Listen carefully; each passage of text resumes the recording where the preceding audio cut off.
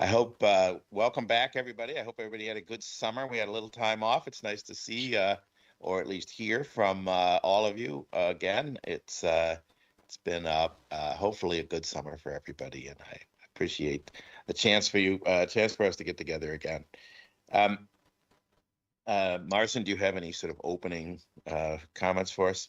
Yes, Mr. Chair. This meeting is being recorded for minute-taking purposes, as well as for posting of the recording on the agency's website.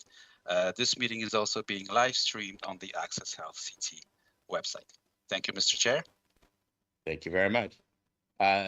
If I could ask for a roll call of the directors present at this meeting. Mr. Yep, Mr. Charles Claypool. Yes, Chair. Thank you. Thank you. Paul Philpott, the Vice Chair. Here. Thank you. Grant Rader. Here. Deidre Gifford. Steven Hernandez. Matthew Brockman. Present. Thank you. Thomas McNeil. Here. Thank you. Dina Berlin. Here. Thank you. Andrea Barton Reeves, the ACS Commissioner. Sean King from OHA. Here. Thank you. Claudio Gaultier from OPM. Here. Thank you. Paul Lombardo from Connecticut Insurance Department. Manisha Chutani, DPH Commissioner. And Caroline Zambetti, a designee for Nancy Navarrete, DMS Commissioner. Here. Thank you. Thank you very much. I appreciate that. And if I could ask the members of the exchange to introduce themselves, starting James with you. Good morning, all. James Michel, Access Health Connecticut. Gina Walsh, Director of Operations, Access Health CT. Holly Zwick, Director of Finance, Access Health CT. Rebecca McClear, Director of Technology Operations and Analytics, Access Health CT.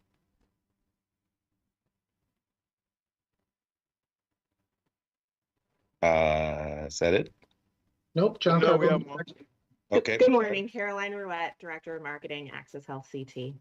Hello, Caroline. Good morning, everybody. John Carbone, Director of Small Group Product Development and Broker Support. Good morning. This is Glenn Jurgen, Director of Human Resources with Access Health CT. Good morning. Good morning. Tammy. Sorry, Tammy. Go ahead. Sorry, my mic wasn't, my sound wasn't working before. Sorry to interrupt. Susan Richbike, Director of Legal and Governmental Affairs at Access Health CT.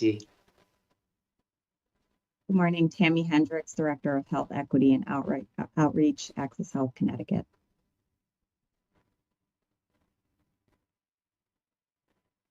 Okay, I think that's everyone. And I appreciate it. Thank you all very much for the introductions. Marcin, I understand we have no public comments today. Is that correct? That's correct, Mr. Chair. We did not receive any public comments for today's meeting. Okay, well then we'll move to the next agenda item, which is to approve the minutes of the last meeting. And I'll ask whether there are any comments, corrections, changes to those minutes. If not, I would ask for a motion to approve the minutes from the last meeting. Yeah, hi, this is Grant. Motion to approve the minutes from last meeting. Thanks, Grant. A second? Tom McNeil, second. Okay, hearing no discussion. Charlie Klippel, yes. Thank you. Paul Philpott. Yes. Grant Reader. Yes. Deidre Gifford. Steven Hernandez. Yes. Okay, thank you. Dr. Gifford, Steven Hernandez. Matthew Brockman. Yes. Thank you. Thomas McNeil. Yes. Dina Berlin. Yes. Andrea Barton Reeves. Sean King. Yes. And Claudio Gaultier. Yes. Thank you. Thanks very much. Susan Richbye, I think the next agenda item is yours. Yes, it is. Thank you, Mr. Chairman. We have a vote that is needed today on changes for committee membership.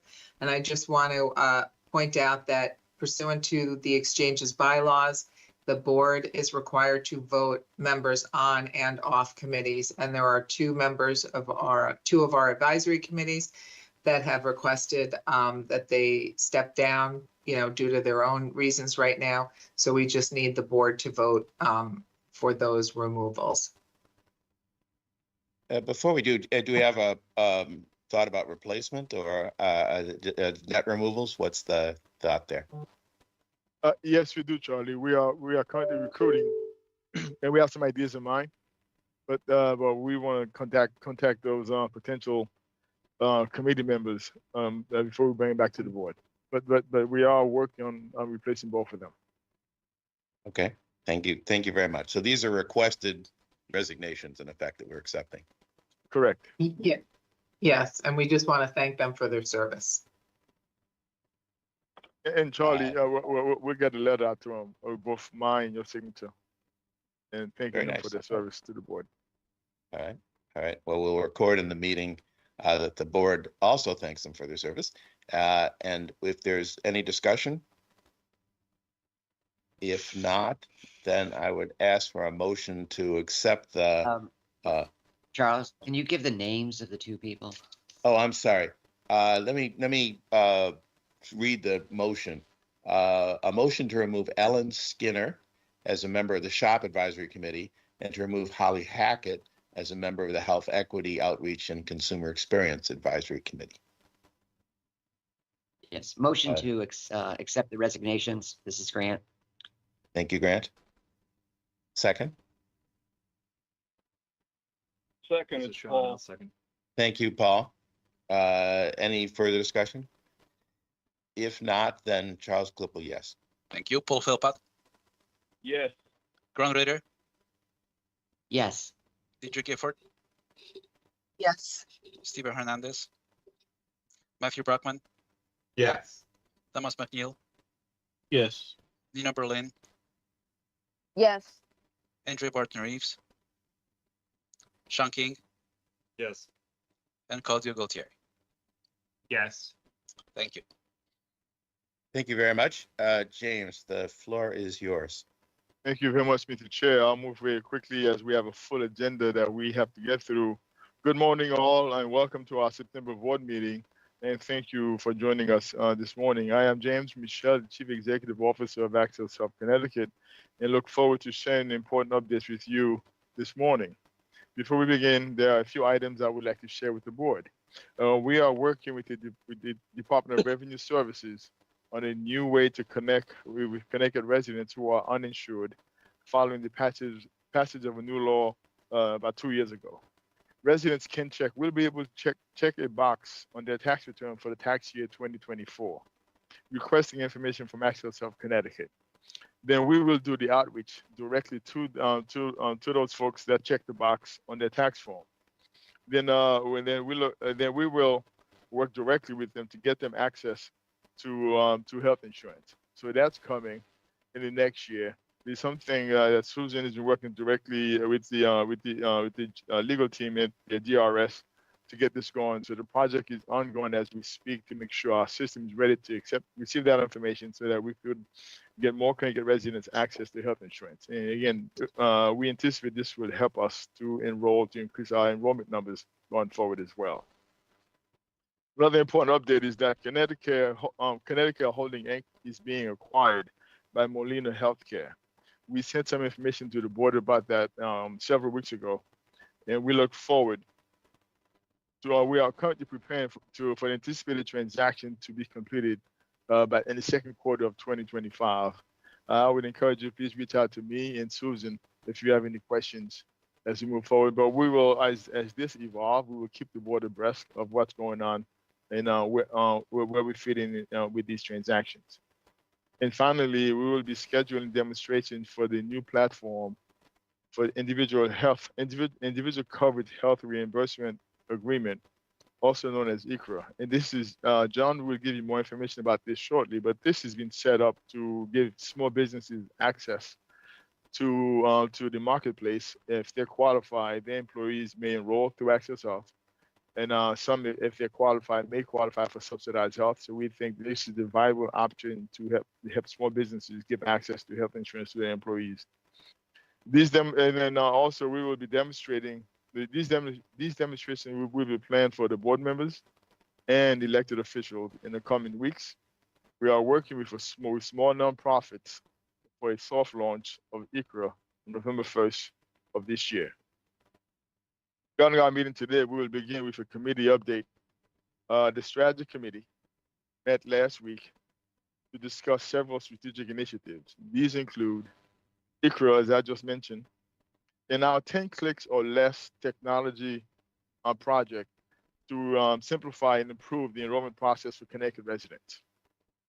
And also our call center service RFPs. We are assessing 4 RFPs currently to determine which one of them will be our new vendor for call services over the next 3 to 5 years. Then following that, Tricia DeVay, Insurance Actuary Supervisor at the Connecticut Insurance Department, will present the 2025 rate review. Then John Carbone, Director of Shop and Product Development, will bring you up to date on the ICRA project as to where we are currently.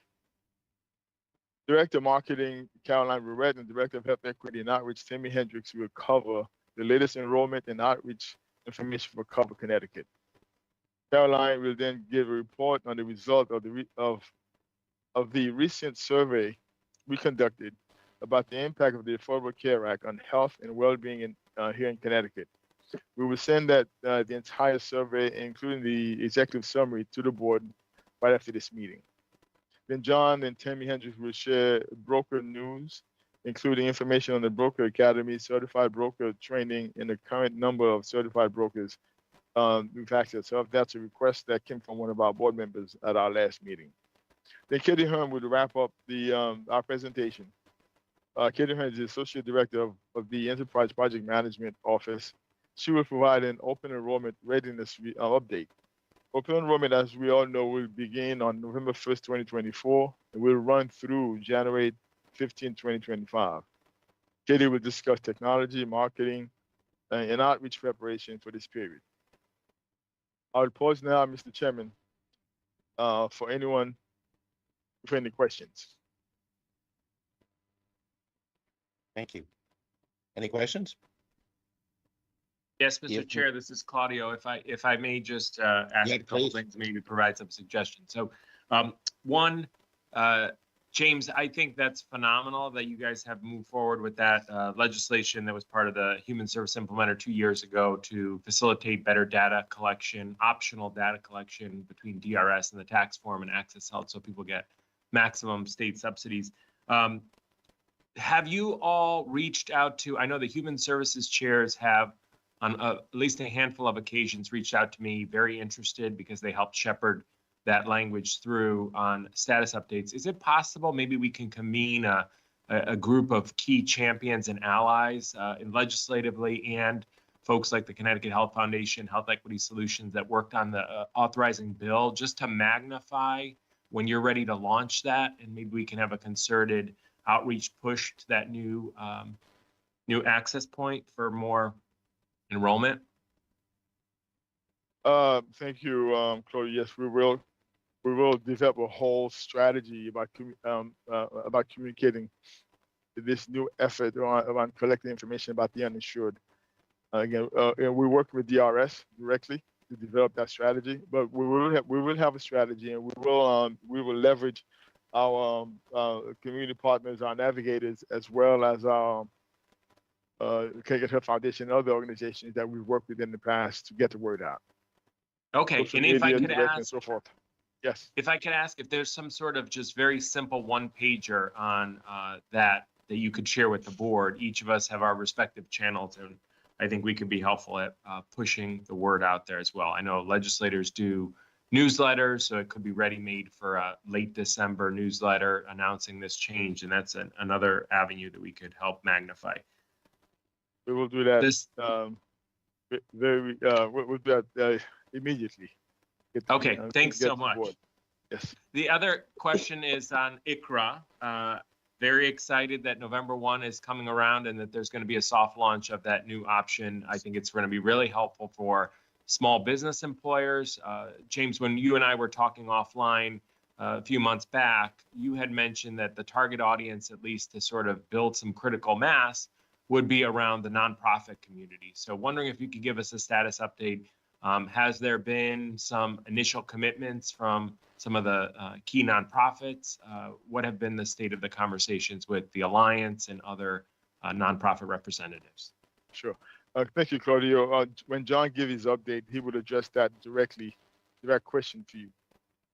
But we have connected with some nonprofits, and they have agreed to be part of the soft launch. But John will give you more detail on that when he gives the full update on where we are with ICRA. Okay, I'll await that update later. Thank you. Thanks very much. Any other questions or comments? All right. If not, James, I think the floor is still yours with respect to the strategy committee. And again, Mr. Chairman, I'm Mr. Repeating. The strategy committee met last Thursday, and we gave them a full update on several items. ICRA was discussed at length with the strategy committee. 10 clicks or less technology project to simplify and improve the enrollment process for Connecticut residents. We discussed at risk as well. Yeah. And also, we also talk about the call center project, as well as giving the strategy committee an update on where we are as we prepare ourselves for our 12th open enrollment, which starts on November 1st. Fantastic. All right. Any comments, discussions? If not, then Susan, if you'd be kind enough to introduce our guest. I will. Thank you very much, Mr. Chair. As you may have seen in the news, the insurance department finalized the rates for 2025 for individual and small group plans on and off exchange. I think it was Friday, September 6th. So today we are very fortunate to have Tricia DeVay here from the insurance department, and she is the insurance actuary supervisor, and she will present the information to us on those rates. And just as a note, Tricia works for Wan-Chin Chow, who was with us last year, who's the chief actuary and assistant deputy commissioner, but he is traveling today, so he was unable to attend. So Tricia has gracefully agreed to make the presentation for us. So thank you. Thank you, Susan. And good morning, everyone. For those of you who don't know me, I do work in the actuarial division under Wan-Chin Chow, and I oversee the rate review process. And happy to be here to discuss the 2025 health insurance rates in Connecticut. In terms of the scope of the review, we had 7 companies, 7 distinct companies, 8 total rate filings, which covered both the individual and the small group markets. There's approximately 200,000 covered lives in Connecticut. That's roughly 140 on the individual, 60 on the small group. And I did just want to mention before I talk about the actual increase, we did have sort of a major change in the carriers that are participating. For those of you who don't know, I'm sure you do, Cigna and Aetna both announced they would no longer be participating in the 2025 rates on the small group market. So we lost 2 of the carriers. Items contributing to the 2025 rate increases. Annual trend, better known as sometimes medical inflation. This continues to be the major driver in future rate increases. And this is just a factor that accounts for the rising healthcare costs, including the cost of prescription drugs and demand for services and the severity of future claims.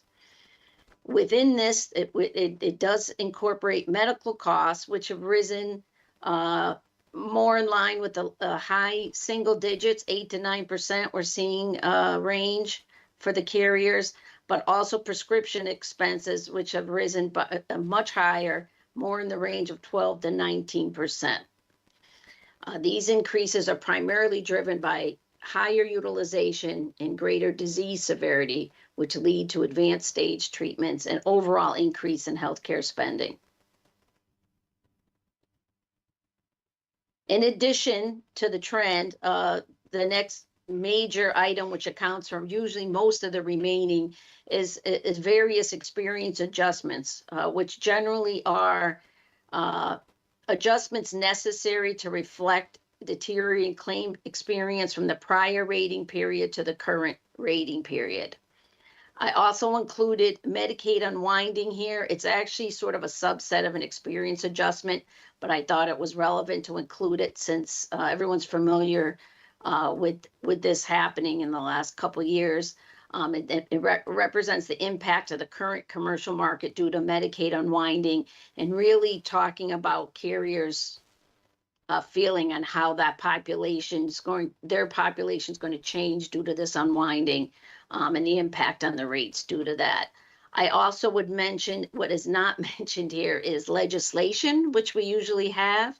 But I wanted to give it a shout out because it is important every year. But this year, legislative impact was immaterial for all the carriers. Nobody mentioned it as a material impact on the rates for the 2025 rates.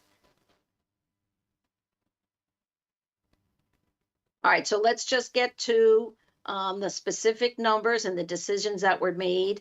I did want to just tell you overall averages. For individual, the average increase requested was 8.3%. We reduced that, and the average will be on the final rates 5.9%. On the small group, the average request was 11.9%, and we reduced that, and it will be 7.8%. And now to go over specific carriers, Anthem Health Plans, and just note that Anthem does offer plans on and off exchange. Their average request was 9%. After our review, the approved final average will be 6.4%. And these do vary by plan. And Anthem currently has roughly 63,000 covered lives, of which over 90% is on exchange. The other large carrier is Connecticut Benefits, Inc. The average request was 7.4%. That has been reduced to 5.1% average. Again, it varies by plan.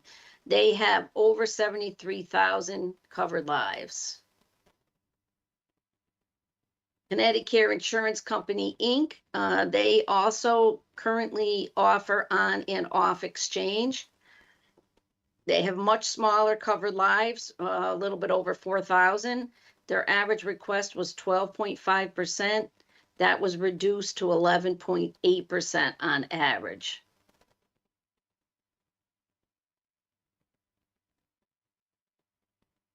In terms of small group on exchange, Anthem requested an average 13.6%. That was reduced to 9.2%. And they have close to 38,000 covered lives, and about 30% of that is on the exchange. Now moving to off exchange. On the individual side, only Connecticut Inc., which is their HMO, the average request was 9.1%, and that was reduced to 7.8%. And they have just about 1,000 covered lives. And now off exchange for the small group market. These are 3 legal entities, all under the United Healthcare sort of umbrella. Oxford Health Plans Connecticut, Inc., that's their HMO. Their average request was 5.1%, and that was reduced to 1.6%. And they only have about 1,000 covered lives. Oxford Health Insurance, which is the largest with covered lives, they requested 8.9%, and that was reduced to 5.3%. And they have over 17,000 covered lives. United Healthcare Insurance Company, they asked for 9%, and after the decision, it was reduced to 5.4%, and they have about 1,500 covered lives.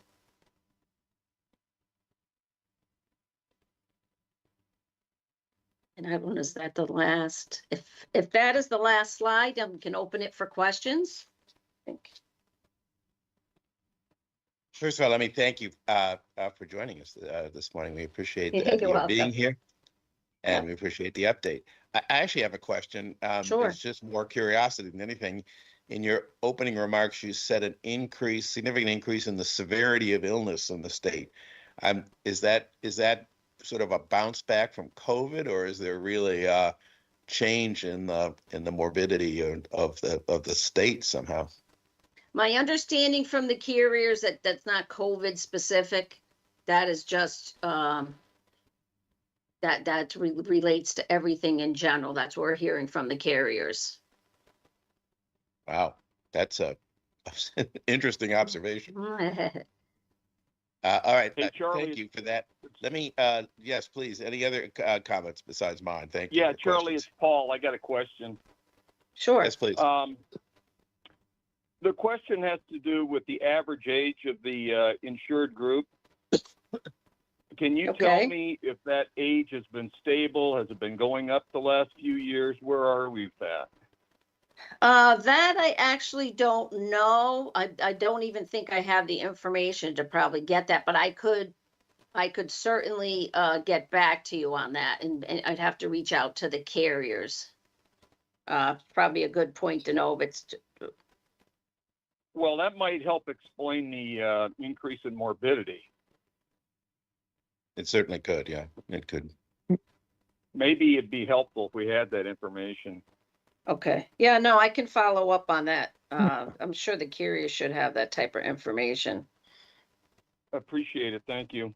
I mean, at some point you age out. I mean, you move on to Medicare. So at some point it's going to level, and you would hope you'd get people coming in at the same rate going. But I think it's a good question. I can follow up. Appreciate it. Yeah. Dr. Gifford has a question. Thank you. Thank you, Mr. Chair. I just wanted to reflect, thank you for the presentation. Yeah. That these increases, just at my gut reaction is that they seem more modest than in recent prior years, which is obviously good news.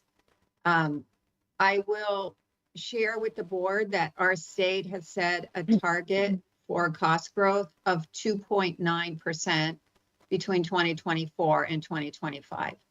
So even with these more modest increases in rates, we are not really coming close to, in at least as reflected in this this element of spending, we're not really yet coming close to hitting our overall spending target. We did have the opportunity, thanks to CID, to ask the carriers about their efforts to meet the benchmark.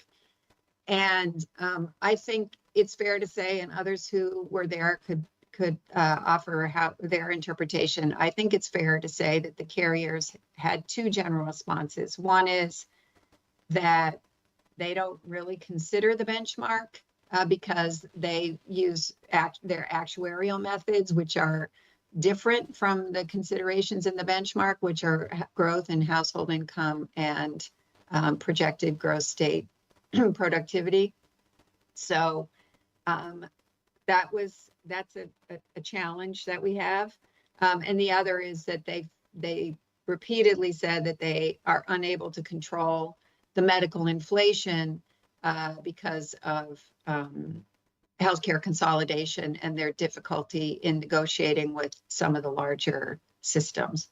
So I think, you know, I don't think as a board, Charlie, had a conversation about the role of the exchange in affordability. And in fact, some of the carriers were a little bit dismissive about affordability as an issue because they said, well, there's all these subsidies on the exchange, so your customers don't really feel it in their pocketbooks, which is, you know, obviously there are more considerations. So I think at some point it would be good for us to talk about as a board, maybe at a future agenda, how or if the board wants to weigh in on some of these affordability challenges and the ways that we can work to meet the benchmark collectively. Thank you. Mr. James, Chairman, yeah, yes. please. No, I was just going to say I welcome that discussion. So let's find the right time to have that discussion as a board. I would suggest maybe having a workshop Good sometime idea. in the near future, and then maybe bring in some knowledge, some experts to work with the board and along with Dr. Gifford focus and kind of forge a way forward, and also more important, see how the exchange could be of help in guiding down the right path. But maybe a workshop down the road might be an appropriate way to do it rather than having that at a board meeting. So I'll work with the board. I'll work with you, Charlie, to come up with a date that fits for the whole board, and we'll pick a location. Hopefully, we all can be in person. If not, then we'll do it virtually. But more to come on that. Perfect. All right. Dr. Gifford, does that seem sensible? Yeah. Let's do it. Okay, fantastic. Thank you very much. Dina Berlin. Hi, yeah, I found the testimony of the insurers somewhat frustrating at that hearing, and I was glad when both the Attorney General and the Insurance Commissioner pushed back to some degree and said, well, would you like state help here? Would you like us to do something like Rhode Island does where they say you can't sign a contract that goes up more than inflation?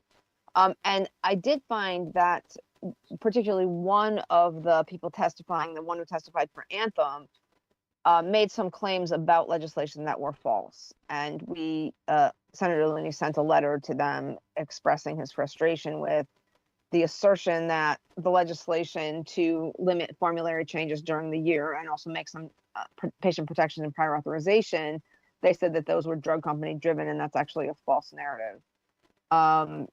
And Senator Looney did also send a letter to the Commissioner of Insurance saying, totally agree with your ideas of what we might do, and let's work together on things like, making it so that they can't sign a contract with a hospital that's, so much higher than what inflation is. Because they were back at the same thing. They always say, oh, we're shameless, but we're helpless. We can't do this, et cetera, et cetera.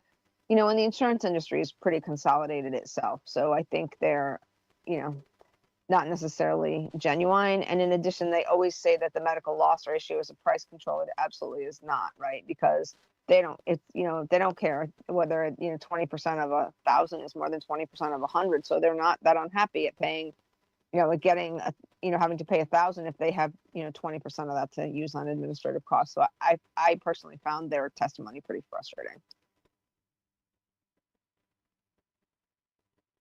Thank you. Any other comments or questions?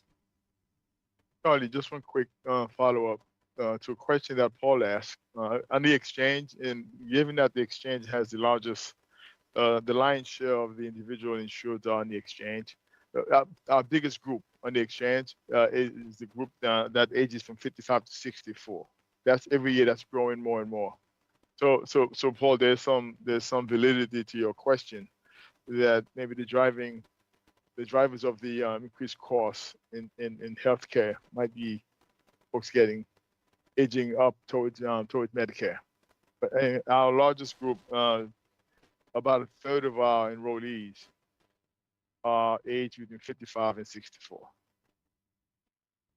Right. Well, that sounds intuitive, right, James? Because the demographics of the state kind of confirm that too. Correct. So anyway, thank you. But I think that'd be helpful information. Perfect. Any other questions or comments on this session? One other thing that struck me was how small the insured small group market is getting in this state. And I think that's a good segue into our next discussion on ICRA. So, Ms. Deve, thank you very much for joining us today. We really appreciate your insights. Oh, you're most welcome. Thank you. Sorry. No, go ahead, Charlie. Next topic, I believe, is John Carbone. Sir. Good morning, everybody. Hope everybody's doing well. John Carbone, Director of Small Group Product Development and Broker Support. Today, I'm excited to share an important update on the Individual Health Reimbursement Arrangement, also known as ICHRA. The Individual Coverage Health Reimbursement Arrangement was established in June of 2019 by the United States Department of Treasury, Labor, and Health and Human Services, offering employers greater flexibility in providing health benefits. Officially taking place on January 1st, 2020, ICHRA makes a shift towards more personalized approach health coverage, empowering employees to choose individual plans that best fits their needs and helping employers manage benefit costs more effectively. Under the IRS guidelines, if ICHRA offers a considered affordable health plan, employers are ineligible to receive advanced premium tax credits. However, if they offer an unaffordable employees can opt out to decline the ICHRA instead and apply for APTCs, advanced premium tax credits, to reduce the cost of the market health insurance plan. Importantly, employees cannot combine ICHRA funds and advanced premium tax credits for the same coverage. That's an extremely important part of ICHRA. It's one or the other. It is not both, because the IRS does not allow that. Overall, ICHRA provides a personalized, cost-effective solution that allows with the diverse needs of today's workforce and offers flexibility for both employees and employers. So over the past 6 months, our team at Access Health has been carefully evaluating all the different types of platforms that are out there and determine the best fit for our needs for our Connecticut residents. After thorough consideration, we decided to develop our own technology platform. The decision ensures that both employers and employees can make an accessible and streamlined,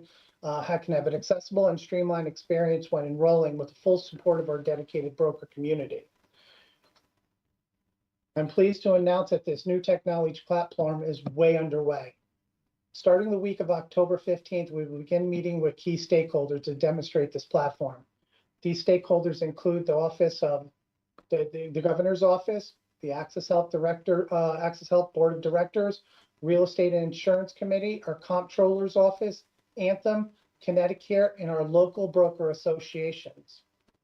Looking ahead, though, on November 1st, we will be initiating a soft launch of this platform and accompanying it with a comprehensive marketing plan. During this phase, we'll collaborate with 10 to 15 groups to ensure that our platform integrates smoothly with our existing system and complies with all the IRS, CMS, and ACA requirements. This soft launch will extend through Q2 2025, giving us ample time to gather all the necessary information and feedback, make any adjustments to the system so we can perfect it.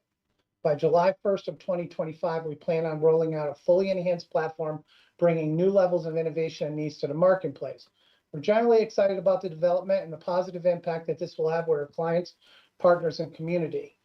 Claudia, to answer your question, we are going to be working with different types of market segments through our broker community. This is an extremely heavy broker community, so we want to make sure that we bring in all the necessary cheerleaders to make sure the product does go out to the right individuals. Non-for-profits are a big focus on this because we understand how they stretch every single dollars and how the pay scale in those environments are vastly different, from the directors all the way down to the individuals doing the outreach. We feel that this product will allow us to kind of look at all the different types of classes that we have to establish through this and make sure that they work appropriately and we meet all those requirements that we have to through the IRS, CMS, and ACA. So I'd like to thank everybody for your attention, and we look forward to keeping you updated in the future on this. Any updates? Any questions? Claudia, if there's anyone specifically that you want us to reach out to, let us know to include in the soft launch. But we've identified about 15 small nonprofits. We typically they do a lot of community service type of work, and the frontline folks tend to be lower wages. So we think that that's a rich environment to really give people access to more options, not just lower and not just subsidized, but also more options. Typically, they may have 1 or 2 options available to them. With us, they'll have up to 22, if possibly even more, if they qualify for cost sharing. So we think this could really be a home run for the small business, especially those who are struggling with cash flow. but still want to offer health insurance to their employees. And by extension, we think this is also going to grow the individual marketplace in the state of Connecticut as well. Yeah, and that's why I'm so excited about this, James, and I thank you and this update. I would suggest potentially we can have a conversation with John Carl Casa from the Alliance. They do technical assistance webinars and also have a library of resources for their members and for other nonprofits. I think if we can sort of do a webinar that people can view at their leisure and that they could push through their membership organization. They also have at the end of the year, which may be timely in December, they usually have an annual conference. Perhaps we can ask to do a session, a breakout session on this. So some of those individual small employer CEOs that are there, the nonprofits could just workshop it with us, ask their questions, and really start to dig into whether this makes good sense for them from an affordability perspective on how they can recruit more employees for them and obviously build out the exchange and create healthcare affordability for their employees. So I think that there's really some great ample opportunities in this next few months. So let's do an offline, and maybe I could even join if Dr. Gifford, I don't know if I'll sign you up as an optional guest to maybe just facilitate some conversations with the nonprofit communities, and together we can brainstorm some opportunities to get the word out. We welcome it very much. So we have a whole marketing strategy that we have developed. Marketing and outreach strategy. So this fits into our strategy to get the word out ahead as early as possible, so people get acclimated to what's coming. So Claudia, we'll reach out to you and with Dr. Gifford and to get your input. We'll take it from there. Yeah. So what I was offering is I will be I'm willing to be part of 2 or 3 tactical, concrete tactical initiatives that could feed into your broader strategy. I don't mean to rewrite your strategy. I just know we have some deep connections with the nonprofit community, and I see this as sort of a win-win.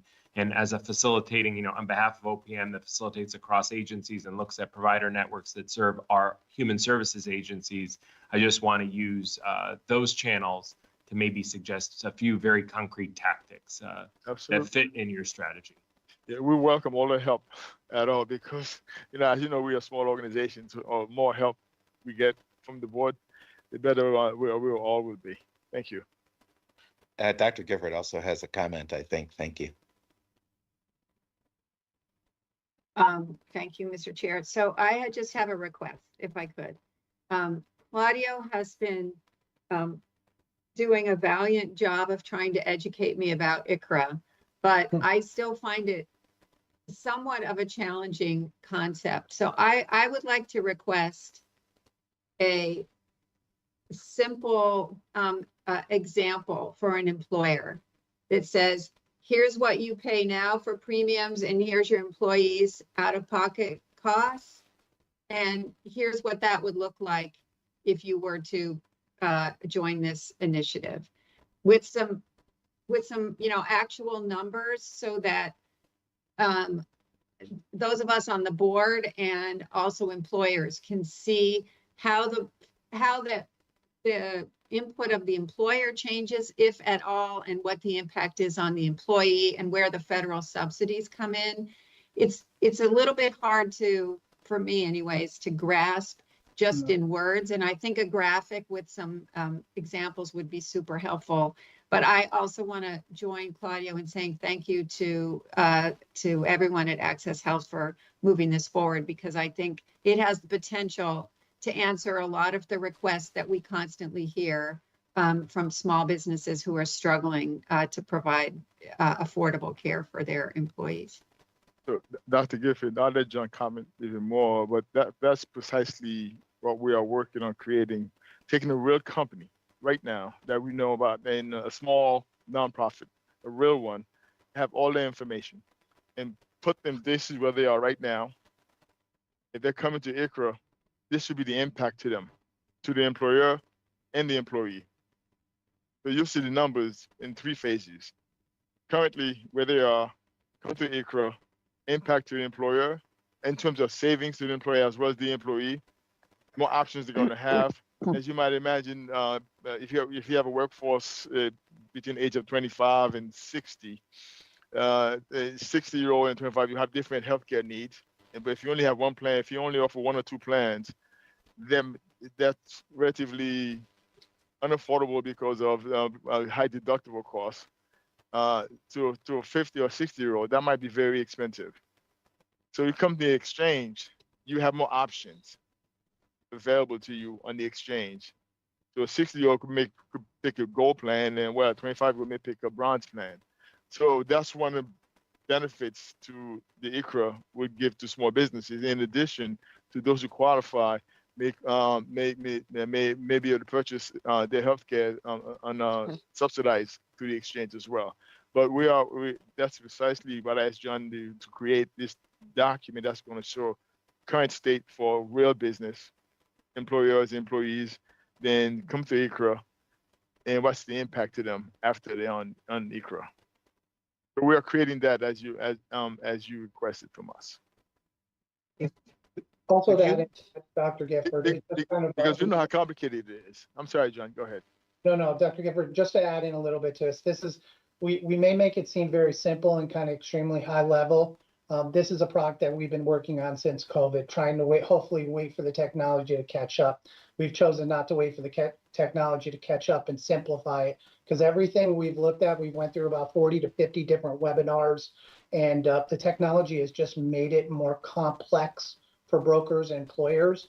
The thing is going to be is we're going to simplify this to where you can be able to do all those analysis right on the technology platform and see, hey, if this employer put these individuals in the right classes and they did qualify for APTCs, that employer no longer would have to provide that contribution for that member because they're eligible for ATC, but still have that group feel in it. So we'll be more than happy to show you all those examples and show you how we simplify it and how the different avenues, because it's just not the employee, it's the employer will hopefully have some cost savings that he or she can go out and continue to grow the business, and that employee will have different types of options. Because in the small group world, usually what ends up happening is carriers allow you to have one or two plans. Those one or two plans don't fit their needs sometimes, and it's either a bronze plan and maybe a silver plan. Now they're going to have a variety of different plans, and they're going to have some skin in the game to choose the right plan, so they're going to feel more empowered about it. But for the cost savings for the employee and the employer is something we're developing and showing in the platform and outside the platform with marketing pieces. So stay tuned. We'll make sure we get those out to you. And we more than happy to have conversations. Those are going to be very helpful. I think I second Dr. Gifford's call for as clean and simple and sort of real life an example as you can, or two that you could provide would be great. Yeah, we've been hearing that nonstop. Yep, we will do it. Thank you. Ms. Berlin, you have a hand up, and I don't know whether it's a carryover or you have a new question or No, comment?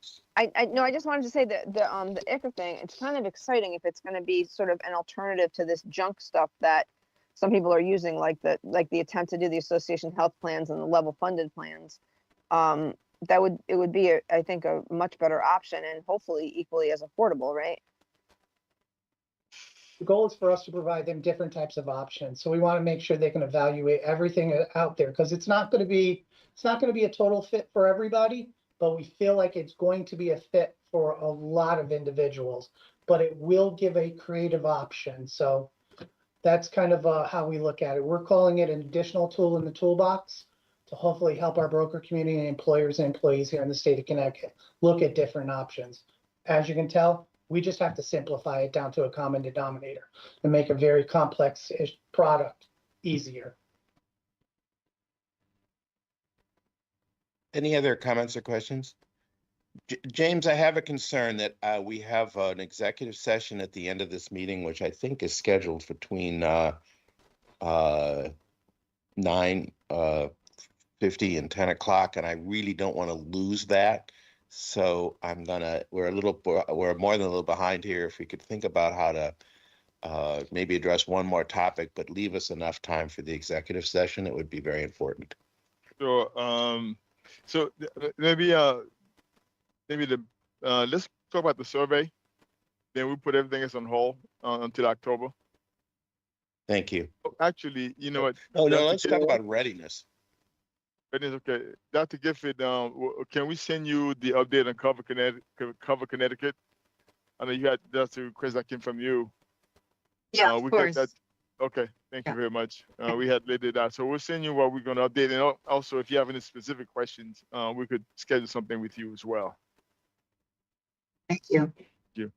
So Katie, Charlie, you said readiness for OE, right? Well, just we would make us all comfortable to know that we are ready. So please give us a quick view of that. Sure. Hey, Katie? Yes, thank you. Good morning. My name is Katie Hearn. I'm the Associate Director of the EPMO, and I can turn my camera on. I apologize. We are currently tracking 19 projects, and we've been steadily preparing for open enrollment 12. Over the past several months, we've been meeting regularly with all of our stakeholder departments to get on track for OE. And as James mentioned, OE 12 is expected to run from November 1st through January 15th. I have some brief updates to share in the areas of technology, marketing, and health equity and outreach. First, with the technology slide, I wanted to highlight that this will be the first OE where we will be able to crosswalk and auto-renew those enrolled in catastrophic health plans. Those no longer eligible for catastrophic coverage can now be crosswalked into another plan and auto-enrolled into that coverage for the first time. So just as a reminder, catastrophic plans are available to those under the age of 30. They may also be available to those 30 or older if they qualify for a hardship or an affordability exemption. That's a change we have this year. I'm going to skip down to the new eligibility for deferred action for childhood arrival individuals, or DACA individuals. DACA individuals will be able to enroll for the very first time in qualified health plans, and they will potentially be able to receive financial assistance through Access Health. And then at the strategy committee, we were asked to provide some projections for OE. So Rebecca McClear, the Director of Technical Operations and Analytics, has shared these numbers. For qualified health plans, we project 150,199 individual enrollments. That's including Cover Connecticut. And then for standalone dental, we're projecting 14,526 enrollments. Just for some context, currently our QHP enrollments are at about 136,500, and Cover Connecticut is at about 36,300, and for dental we're at about 12,300 currently. Next slide, please. For marketing, we just wanted to let you know that marketing is activating its focus group feedback to assist with its multimedia marketing campaign. It is finalizing its media plan, paying attention to underserved and uninsured communities. The marketing department is also in the process of preparing its PR strategy. It is also sending direct-to-consumer content via mail, email, and text messages, and communicating to consumers who may be eligible to renew Covered Connecticut coverage or enroll into Covered Connecticut for the first time. And we have prepared materials for the DACA population, and that will be posted on our website for OE. Next, please. And finally, as you know, each month, virtual healthy chats are scheduled and open to the public. We also hold community partner chat and learn meetings online for our community partners. And we have plenty of in-person help, again, available this year. We will have 24 enrollment fairs. We have our navigator organizations located throughout the state. And we also have our standing enrollment locations in both at both the East Hartford and Stamford Public Libraries. Thank you. Thank you for the update, Katie. We appreciate it very much. If I could ask the directors and James Michelle to join us on the executive session link, I would appreciate that. Thank you very much. Mr. Chair, We need a vote. I'm sorry, Marson? You need a vote to go to executive session. Oh, I'm sorry. If I could have a vote to move to executive session, the purpose of for a 5-minute discussion with CEO of Access Health. Mr. Could I Chair, have would you like to formalize the motion? Can I just say it aloud? Yeah, or please. You could do that. Yeah. Chair requests a motion to go into executive session to discuss personal matters exempt from disclosure under CGS 1-200 parentheses 6 parentheses A. Is there a motion? So moved, Paul. Second, Matthew. Okay. Charlie Klippel, yes. Thank you. Paul Philpott, Yes. Grant Ritter, Yes. Deidre Gifford, Steve Hernandez, Matthew Bracken, Yes. Thomas McNeil, Yes. Dina Berlin, Yes. Andrea Barton Reeves, Sean King, Yes. and Cody Galtieri. Yes. Thank you. Mr. Chair, would you like to read out what's on the annotated agenda? Or you could. Let's see. Oh, at this time, the members of the board will disconnect from the this one from the committee call-in number and connect to executive session call-in number, which hopefully you all have.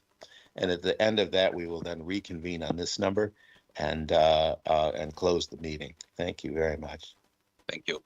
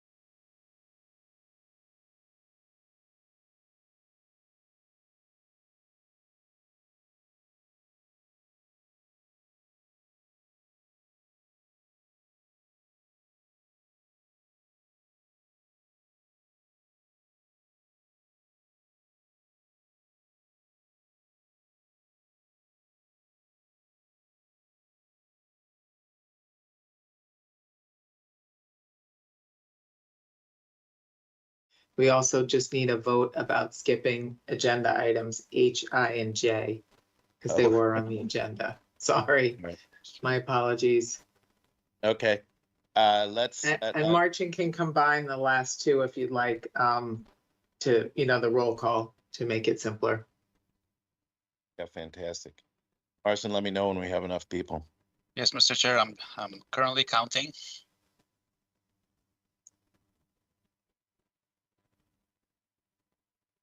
We have 5, and we do need to have 6 members.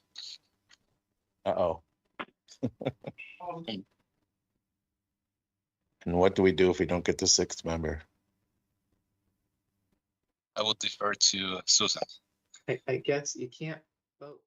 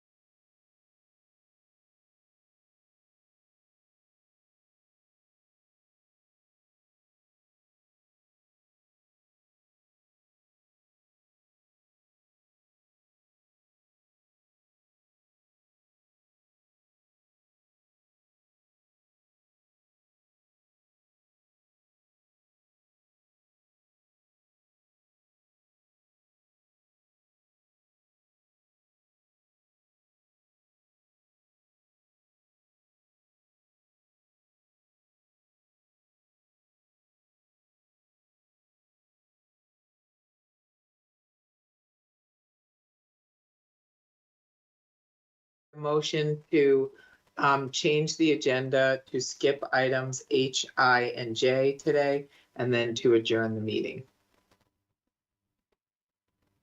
Can I have a motion? That sounds like a great motion that I'd be happy to make. Thank you. Second? Second. Tom McNeil, second. Thank I'm sorry, you very much. who made the motion, Mr. Chair? I didn't get it. Matthew Brockman.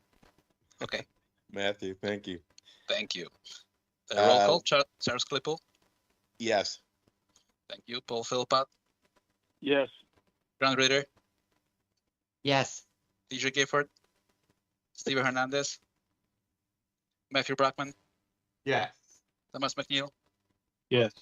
Dina Berlin, Andrea Barton Reeves, Sean King, Yes. and Claudio Gualtieri. Thank you. I want to thank you all very much. Sorry for the little rush at the end here, but really appreciate all the efforts. Thank you, and we look forward to the next meeting with all of you. Bye-bye now. Thank you. Thank you. Hey, Thank you. Bye Bye-bye. now. Thank you.